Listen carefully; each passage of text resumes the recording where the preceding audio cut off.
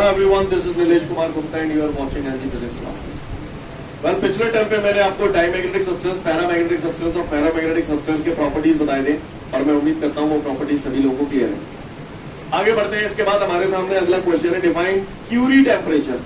क्या Curie scientist का नाम है, सुना होगा आपने, रेडियो एक्टिविटी, मैडम क्यूरी, याद है? खैर जो भी है, यहाँ पर बात कर रहा है क्यूरी टेम्परेचर की। क्यूरी टेम्परेचर तो गया बाहर में। पहले मुझे एक बात बताओ, कल मैंने आपको 3 प्रकार के मैग्नेटिक सब्सटेंस बताए थे, नाम क्या क्या थे वैसे उनके? डाईमैग्नेटिक सब्सटेंस, पैरामैग्नेटिक सब्सटेंस और फेरोमैग्नेटिक सब्सटेंस, है ना? फेरोमैग्नेटिक सब्सटेंस, पैरामैग्नेटिक सब्सटेंस और ऐसा मैंने बताया था। इसमें मैंने सुना ये अमिताभ बच्चन जी थे, ये शाहरुख खान थे, ये अमरीश पुरी थे। अच्छा यार एक बात बताओ, अमिताभ बच्चन और शाहरुख खान, लंबाई किसकी है? दोनों की है। ज्यादा किसकी है? ओके, ये बात सबको क्लियर है। अच्छा एक बात बताओ, अमिताभ बच्चन की जो लंबाई है, पहले आप मुझे एक बात बताओ, मैंने आपको बताया था किसी भी मैग्नेट को कैसे डीमैग्नेटाइज करते हैं, एक जमाना था जब मैंने बताया था, बाय हीटिंग, रबिंग, ग्राइंडिंग, सब में एक ही बात कॉमन थी, टेम्परेचर बढ़ता था। तो टेम्परेचर बढ़ने से ये नेचर इनका थोड़ा सा कम हो जाता है मैग्नेटिक। सही बोला? अमिताभ बच्चन की भी लंबाई है, शाहरुख खान की भी लंबाई है। अमिताभ बच्चन की लंबाई शाहरुख खान की लंबाई से थोड़ी सी ज्यादा है। अगर मैं अमिताभ बच्चन की टांगे धीरे धीरे करके काटता जाऊं तो एक स्थिति ऐसी आएगी कि अमिताभ बच्चन की लंबाई शाहरुख खान की लंबाई के बराबर हो जाएगी। Yes or no? Ferromagnetic substance Amitabh Bachchan है, पैरामैग्नेटिक सब्सटेंस शाहरुख खान है। अगर मैं फेरोमैग्नेटिक सब्सटेंस का टेम्परेचर धीरे धीरे करके बढ़ाता जाऊं तो एक स्टेज ऐसी आएगी कि फेरोमैग्नेटिक सब्सटेंस के लक्षण पैरामैग्नेटिक सब्सटेंस की तरह हो जाएंगे। तो ऐसे टेम्परेचर को बोलते हैं Curie temperature. The temperature at which the ferromagnetic substance behaves like a paramagnetic substance is called Curie temperature. समझ गए? किसी ने पूछा क्यूरी टेम्परेचर क्या होता है, तो उसको बोलना क्यूरी टेम्परेचर वो टेम्परेचर होता है जिस पर फेरोमैग्नेटिक सब्सटेंस पैरामैग्नेटिक सब्सटेंस की तरह बिहेव करने लगता है। नहीं, यही बात समझ लो, क्लियर है? The temperature at which the ferromagnetic substance behaves like a paramagnetic substance is called Curie temperature. ये अलग अलग मटेरियल के लिए अलग अलग होता है। जैसे आयरन के लिए होता है 770 डिग्री सेल्सियस। यानी कहने का तात्पर्य ये है कि आयरन को अगर आप 770 डिग्री सेल्सियस पे गर्म कर देंगे तो आयरन के जो लक्षण होंगे वो पैरामैग्नेटिक सब्सटेंस के बराबर के लक्षण हो जाएंगे। समझ में आ रही है बात? कोबाल्ट के लिए क्यूरी टेम्परेचर होता है 1120 डिग्री सेल्सियस। निकिल के लिए क्यूरी टेम्परेचर होता है 369 डिग्री सेल्सियस। ये कुछ इंपॉर्टेंट है, याद रख सको तो अच्छी बात है, बाई चांस ओटी वोटी में आ जाए तो। क्लियर? सबके याद रखना हमारे लिए प्रैक्टिकली पॉसिबल नहीं है। कहानी समझ में आ रही है? नहीं तो डेफिनेशन का खेल है, ओटी वगैरह में पूछ सकता है। The temperature at which the ferromagnetic substance behaves like a paramagnetic substance is called, 4 option दे देगा तो बता देना क्यूरी टेम्परेचर। ठीक क्लियर है? पढ़ लो, समझ जाओगे, फिर आगे बढ़ेंगे। आगे बढ़ते हैं। इसके बाद हमारे सामने जो अगला क्वेश्चन है, दैट इज डिफाइन रिटेंटिविटी। क्या? तो रिटेंटिविटी की अगर हम बात करें, बीटी एक्टिविटी, बीटी बोले तो एक्टिविटी, री माने दोबारा, रिपीट बोलते हैं ना, किसी भी जगह री वर्ड आ जाए तो अगेन की बात होती है, दोबारा। टेंटी, टेंशन, टेंशन, टेंशन बोले तो दिमाग से रिलेटेड बात हो रही है। अटेंशन, टेंशन आ रहा है, दिमाग से रिलेटेड बात हो रही है ना? रिटेंटिविटी यानी दोबारा से किसी चीज को याद करने की बात हो रही है। मैं आपको समझाता हूं, लिसन। रिटेंटिविटी क्या होती है, ध्यान से सुनिएगा आप लोग, है ना? पहले मैं डेफिनेशन समझा देता हूं। आप एक बात बताओ, कोई भी फेरोमैग्नेटिक सब्सटेंस है, क्या है तो मैग्नेटिक सब्सटेंस? अब उस फेरोमैग्नेटिक सब्सटेंस के अंदर छोटे छोटे मैग्नेट कैसे अरेंज होंगे, आप बताओ कैसे अरेंज होंगे? क्लोज चेन में अरेंज होंगे, जिसकी वजह से उसका नेट मैग्नेटिज्म कितना होगा? 0, राइट। अब जब उसे एक्सटर्नल मैग्नेटिक फील्ड में ले जाएंगे, एक्सटर्नल मैग्नेटिक फील्ड में ले जाएंगे, तो उसके जो छोटे छोटे मैग्नेट थे जो कि क्लोज चेन में थे, वो क्या होंगे?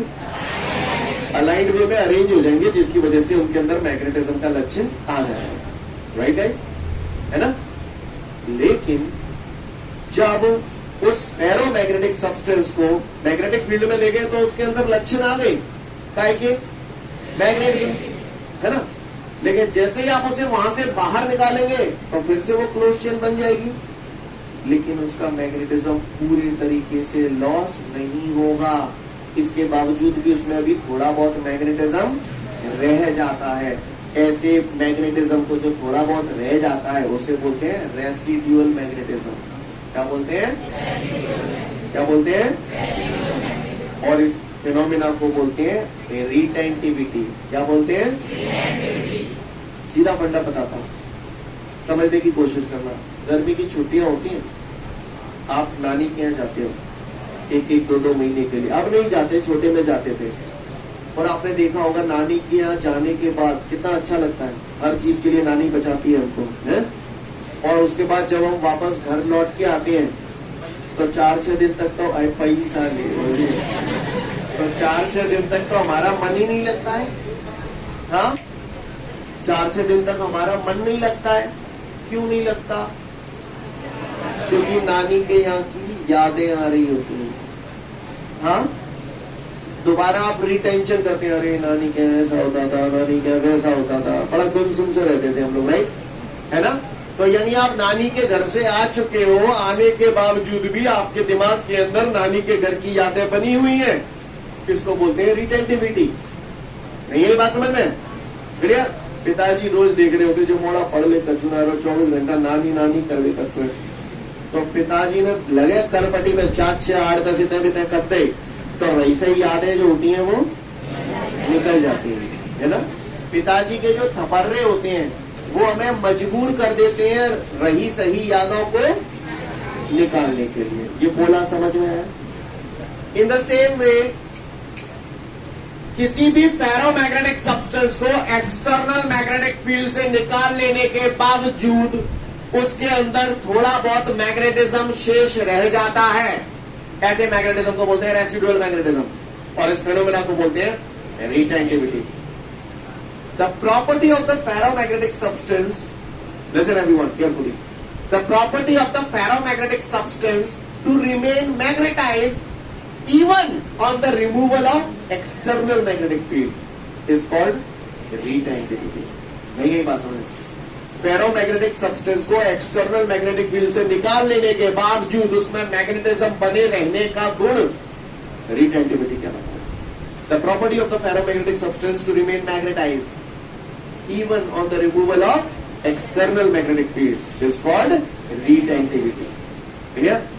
और जो मैग्नेटिज्म उसके अंदर रह जाता है, ऐसे मैग्नेटिज्म को क्या बोलते हैं? Residual magnetism. क्या बोलते हैं ऐसे मैग्नेटिज्म को?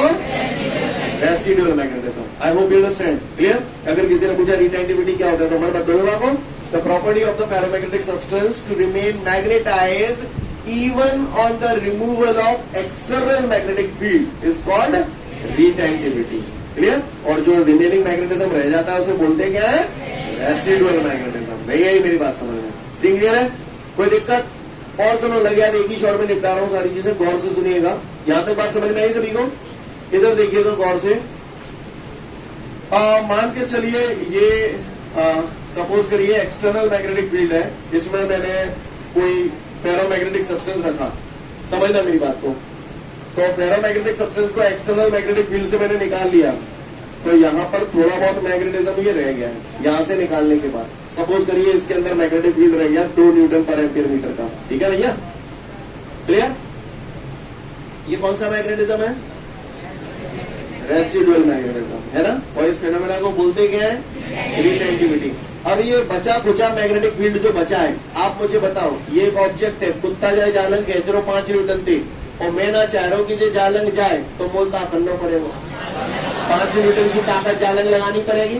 इन द सेम वे इसमें इधर की तरफ 2 न्यूटन पर एम्पियर मीटर का मैग्नेटिक फील्ड बचा है, तो इस रेसिडुअल मैग्नेटिज्म को डिस्ट्रॉय करने के लिए मुझे इसके अपोजिट डायरेक्शन में 2 न्यूटन पर एम्पियर मीटर का मैग्नेटिक फील्ड लगाना पड़ेगा, जिससे इसका बचा हुआ मैग्नेटिज्म 0 हो जाएगा। नहीं है बात समझ?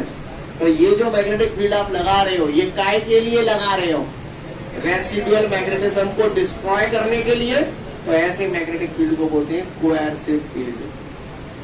क्या बोलते हैं? यहाँ पर जो वर्ड आ रहा है ना कोएर्स, कोएर्स का मतलब ही होता है मजबूर करना। ये मैग्नेटिक फील्ड मजबूर कर रहा है इसको डिस्ट्रॉय होने के लिए। नहीं है बात समझ में? That is why this field is called coercive field. Clear? नहीं है बात समझ? To destroy the residual magnetism, to destroy the residual magnetism, a magnetic field is required in the opposite direction. This magnetic field is called coercive field. नहीं है बात समझ गए? coercive field क्या होता है? सीन क्लियर है? To destroy the residual magnetism, a magnetic field is required in the opposite direction. This magnetic field is called coercive field. Scene clear है? किसी भी फेरोमैग्नेटिक सब्सटेंस के अंदर जो रेसिडुअल मैग्नेटिज्म बचता है, उस रेसिडुअल मैग्नेटिज्म को डिस्ट्रॉय करने के लिए उस पर अपोजिट डायरेक्शन में जो मैग्नेटिक फील्ड लगाया जाता है उसको हम लोग बोलते हैं कोएर्सिव फील्ड। तो मैं उम्मीद करता हूं आप लोग रिटेंटिविटी समझ गए, आप लोग रेसिडुअल मैग्नेटिज्म समझ गए और आप लोग कोएर्सिव फील्ड समझ गए। समझ गए? क्लियर है? पढ़ लो, समझ जाओगे। इसके बाद हमारे सामने अगला क्वेश्चन है, डिफाइन हिस्टैरिसीस लॉस। तो हिस्टैरिसीस लॉस क्या होता है ये हम लोग जानेंगे। लिसन एवरीवन, आपको याद है मैंने आपको एक दिन मॉलिक्यूलर थ्योरी ऑफ मैग्नेटिज्म पढ़ाई थी, वहां पर मैंने सॉफ्ट आयरन और स्टील के बारे में भी बताया था। आप एक बात बताओ, सॉफ्ट आयरन भी मैग्नेटिक सब्सटेंस है, स्टील भी मैग्नेटिक सब्सटेंस है, दोनों ही मैग्नेटिक सब्सटेंस है। अब अगर मैं दोनों ही मैग्नेटिक सब्सटेंस है तो दोनों के अंदर जो छोटे छोटे मैग्नेट है वो क्लोज चेन में है। अब अगर मैं इन्हें किसी मैग्नेट के पास रखता हूं, तो मैग्नेटाइज हो जाएंगे। कौन इजीली मैग्नेटाइज होगा? सॉफ्ट आयरन इजीली मैग्नेटाइज होगा। जो पॉइंट बोल रहा हूं आपको समझ में आ रहा है? किसके अंदर ज्यादा से ज्यादा क्लोज चेन ब्रेक होंगी और फटाफट अलाइंड होते जाएंगे? तो सॉफ्ट आयरन में स्टील के कंपेयर में ज्यादा स्ट्रॉन्ग मैग्नेटिज्म पैदा होता है। मानते हो? सॉफ्ट आयरन इजीली मैग्नेटाइज भी हो जाता है, हटा लोगे तो इजीली डीमैग्नेटाइज भी हो जाता है। तो सॉफ्ट आयरन के मैग्नेट जो बनेंगे वो कैसे बनेंगे? टेम्परेरी मैग्नेट या परमानेंट मैग्नेट? Temporary magnet. ये सब बातें समझ में आ रही है आपको क्योंकि आप ऑलरेडी पढ़ चुके हो। जब आप किसी भी सॉफ्ट आयरन को या आयरन पीस को मैग्नेटाइज कर रहे हैं और डीमैग्नेटाइज कर रहे हैं तो उसके लिए आपको मैग्नेट पास या दूर करना पड़ता है। तो किसी भी फेरोमैग्नेटिक सब्सटेंस को मैग्नेटाइज करने और डीमैग्नेटाइज करने में जो एनर्जी का लॉस होता है उस लॉस को हम लोग बोलते हैं हिस्टैरिसीस लॉस। क्या बोलते हैं? हाँ, फेरोमैग्नेटिक सब्सटेंस को मैग्नेटाइज करने और डीमैग्नेटाइज करने में जो एनर्जी का लॉस होता है उसे हम लोग बोलते हैं हिस्टैरिसीस लॉस। मैं आपको इसको ऐसे समझाता हूँ, थोड़ा समझ। अच्छा, पहले तो ये बताओ किसको इजीली मैग्नेटाइज और डीमैग्नेटाइज किया जा सकता है? हाँ, स्टील को आसानी से नहीं किया जा सकता। एक एग्जाम्पल लेते हैं छोटा सा। हम लोग रोटी बना लेते हो, आप लोग तवे पे बनाते हो। तो तवे पे जब आप रोटी बनाते हो तो मुझे एक बात बताओ, आप सबसे पहले रोटी बेलते हो, फिर तवे पे डालते हो, फिर बर्नर चालू करते हो, स्टोव चालू करते हो, राइट? यही करते हो। तो तवा पहले ही रख दे दो, पाए गर्म होने दे दो पहले, और जब पूरी रोटी बन जाते हैं तो फिर वो तवा ठंडा होता है। आपको ऐसा नहीं लगता कि जब हमने पहली रोटी डालने से पहले तवे को गर्म करना पड़ रहा है? थोड़ी बहुत देर तक गर्म तो करना पड़ता है, और पूरी रोटी बन जाए तो बनने के बाद तवे की हीट वो बेकार जाती है। अगर कुछ ऐसा हो जाए कि तवा पहले तवे को गर्म करने में हो, फिर बाद में तवे को ठंडा करने में एनर्जी का लॉस हो रहा है। अगर हमारे पास ऐसा तवा होता है जो झट से गर्म और रोटी बन गई तो झट से ठंडा, तो एनर्जी लॉस नहीं होता या कम होता? तो आप कौन सा तवा पसंद करते? जो खूब देर में गर्म हो या खूब देर में ठंडा हो, ऐसा तवा पसंद करो ये झट से गर्म और झट से ठंडा हो जाए। हाँ है ना जरा, है ना, झट से गर्म और झट से ठंडा जो हो जाए ऐसा तवा हम लोग पसंद करेंगे, क्योंकि वहां पर एनर्जी का लॉस। कौन सा झट से मैग्नेटाइज और झट से डीमैग्नेटाइज हो रहा था? तो सॉफ्ट आयरन में हिस्टैरिसीस लॉस कम होंगे, सॉफ्ट आयरन में हिस्टैरिसीस लॉस कम होंगे। स्टील में है। किसी ने अगर पूछा हिस्टैरिसीस लॉस क्या होता है, इंपॉर्टेंट है ये ध्यान रखना ऊटी वगैरह के लिए, तो फेरोमैग्नेटिक सब्सटेंस को मैग्नेटाइज करने और डीमैग्नेटाइज करने में जो एनर्जी का लॉस होता है उसे हम लोग हिस्टैरिसीस लॉस कहते हैं। I hope you understand guys, clear? हाँ, the energy loss in magnetising and demagnetising the ferromagnetic substance is called hysteresis loss. Got it everyone? पढ़ लो, समझ जाओगे। इसके बाद हमारे को एक नोट दिया गया है, वो नोट क्या है ये मैं आपको समझाने की कोशिश कर रहा हूं। आप जितने भी लोग यहाँ पर बैठे हो सब कैसे बच्चे हो? अच्छे बच्चा हो तुम, और कमीनापन तो सबके अंदर है। बस फर्क इस बात का है कि किसी के अंदर कमीनापन थोड़ा सा कम है, किसी के अंदर कमीनापन थोड़ा सा ज्यादा है। सही बोल रहा हूं ना? लेकिन आपके अंदर कमीनापन जो है वो इतना कम है कि उसे इग्नोर किया जा सकता है, और आपने उसे इग्नोर करके कह दिया हम तो अच्छे बच्चे हैं। सर लो, याद करो, diamagnetic substance, diamagnetic substance, paramagnetic substance और फेरोमैग्नेटिक सब्सटेंस, ये मैंने आपको बताया था। तो मैंने बताया था फेरोमैग्नेटिक सब्सटेंस को जब एक्सटर्नल मैग्नेटिक फील्ड में रखा जाता है तो उनके अंदर एक्सटर्नल मैग्नेटिक फील्ड की डायरेक्शन में एक हाई मैग्नेटिज्म पैदा होता है, राइट? लेकिन थोड़ा बहुत अपोजिट डायरेक्शन में लो मैग्नेटिज्म भी पैदा होता है। थोड़ा बहुत, हाई ज्यादा होता है, अपोजिट डायरेक्शन में जो हो रहा है वो, मतलब एक्सटर्नल मैग्नेटिक फील्ड की डायरेक्शन में जो मैग्नेटिक फील्ड पैदा हो रहा है वो ज्यादा होता है। आपको मेरी बात समझ में आ रही है जो मैं बोल रहा हूं? समझना, ये एक्सटर्नल मैग्नेटिक फील्ड हो गया जहां में मैंने फेरोमैग्नेटिक सब्सटेंस रखता हूं। फेरोमैग्नेटिक सब्सटेंस बोले तो छोटे छोटे मैग्नेटिक क्लोज चेन में, हाँ, जैसे कि एक्सटर्नल मैग्नेटिक फील्ड में रखूंगा तो क्लोज चेन धड़ाधड़ खुलती जाएंगी और ये अलाइंड वे में होती जाएंगे। तो ये अलाइंड वे में क्या हो गया, मैग्नेटिक फील्ड पैदा हो रहा है, लेकिन थोड़ा बहुत अपोजिट डायरेक्शन में भी होता है। समझ गए? थोड़ा बहुत अपोजिट डायरेक्शन में भी होता है, लेकिन ये मान के चलो मैग्नेटिक फील्ड पैदा हो रहा है 100 और ये हो रहा है 1, तो फिर ये 1 तो नेग्लिजिबल है ना 100 के कंपेयर में, इस वजह से हम इसको कंसीडर नहीं करते। लेकिन डाईमैग्नेटिज्म का लक्षण तो इसमें भी आ गया। डाईमैग्नेटिज्म में यही तो हो रहा था डाईमैग्नेटिक सब्सटेंस में, जब उन्हें हम एक्सटर्नल मैग्नेटिक फील्ड में रखते हैं तो एक्सटर्नल मैग्नेटिक फील्ड के अपोजिट डायरेक्शन में एक लो मैग्नेटिज्म क्रिएट होता था, राइट? तो डाईमैग्नेटिज्म का लक्षण तो फेरो में भी होता है, पैरा में भी होता है, लेकिन वो इतना कम होता है कि हम उसे इग्नोर करते हैं। नहीं, यही बात समझ। ओटी के लिए बहुत इंपॉर्टेंट है, ध्यान रखना। Diamagnetism is the property of all the substances, कमीनापन इज द लक्षण ऑफ ऑल द स्टूडेंट्स। नहीं है मेरी बात? आपको मेरी बात समझ में आ रही है? मैं क्यों बता रहा हूं ये एग्जाम्पल आपको? क्लियर है?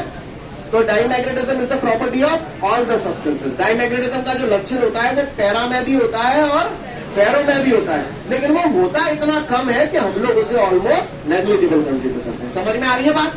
तो इसीलिए बोला गया diamagnetism is the property of all the substances. Scene clear है? पढ़ लो नोट, फिर आगे की बात करूंगा।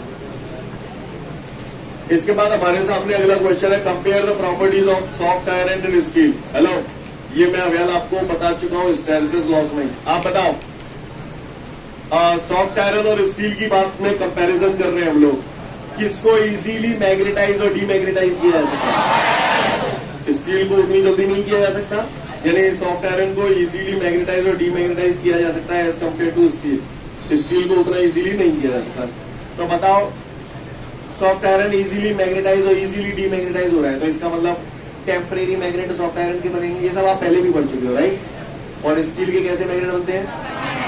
अब सॉफ्ट आयरन चूंकि इजीली मैग्नेटाइज और इजीली डीमैग्नेटाइज हो रहा है, तो इसका मतलब उसमें हिस्टैरिसीस लॉस कम होगा। स्टील न तो आसानी से मैग्नेटाइज होती है और न आसानी से डीमैग्नेटाइज होती है, तो इसका मतलब उसमें हिस्टैरिसीस लॉस ज्यादा होगा। आपको मेरी बातें समझ में आ रही है? स्ट्रॉन्ग मैग्नेटिज्म किसके अंदर पैदा होता होगा? क्यों पैदा होता होगा ज्यादा? क्योंकि क्लोज चेन है, लेस टाइटली बाउंड होते हैं उसमें छोटे छोटे मैग्नेट, तो फटाफट चेन खुलती जाती है और अलाइंड वे में होते जाते हैं। समझ पा रहे? तो सॉफ्ट आयरन में स्ट्रॉन्ग मैग्नेटिज्म पैदा होता है। क्लियर? सॉफ्ट आयरन में स्ट्रॉन्ग मैग्नेटिज्म पैदा होता है। सीन क्लियर है? समझ में आ रही है बात? लेकिन स्टील में उतना स्ट्रॉन्ग मैग्नेटिज्म नहीं होता है। ध्यान रखना, टाइम की बात नहीं कर रहा हूं, स्ट्रॉन्गनेस की बात कर रहा हूं। आपको मेरी बात समझ में आ रही है? सॉफ्ट आयरन में स्ट्रॉन्ग मैग्नेटिज्म क्यों बोल रहा हूं? क्योंकि वहां पर जो छोटे छोटे मैग्नेट थे फटाफट खुलते जा रहे थे और अलाइन वे में होते जा रहे थे, जिस वजह से मैं बोल रहा हूं कि उसके अंदर स्ट्रॉन्ग मैग्नेटिज्म पैदा होता है। समझ में आ रही है बात? क्लियर है? इसके अंदर मैग्नेटिज्म लॉन्ग टाइम के लिए रहता है। हाँ, क्योंकि वो परमानेंट मैग्नेट है, उसमें स्टील के लिए लॉन्गर टाइम के लिए मैग्नेटिज्म रहता है, लेकिन सॉफ्ट आयरन में ज्यादा लॉन्ग टाइम के लिए मैग्नेटिज्म नहीं रहता है। कहानी समझ में आ रही है? पढ़ लो, पूरा डिफरेंस आप समझ जाओगे। ठीक है, तो फिर आज के लिए पर्याप्त है, कल फिर मिलते हैं। Thank you everyone, have a great day.